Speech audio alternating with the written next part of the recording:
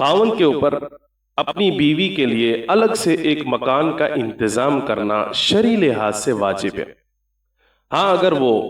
دل سے راضی ہو اس بات پر کہ وہ جوائنٹ فیملی میں رہ رہی ہے، والدین کے ساتھ رہنا چاہتی ہے، بہن بھائیوں کے ساتھ رہنا چاہتی ہے، اور دل سے طیب خاطر جس کو کہا جاتا ہے،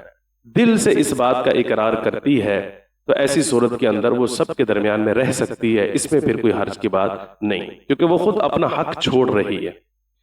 لیکن اگر خاوند کو یہ بات کسی قرائن سے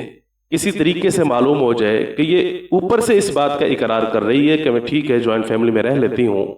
لیکن دل سے یہ یہی چاہتی ہے کہ میرے لیے الگ طور پر انتظام ہو، تو بھی خاوند کے اوپر یہ بات واجب ہوگی کہ وہ الگ سے اس کا مکان کا انتظام کرے۔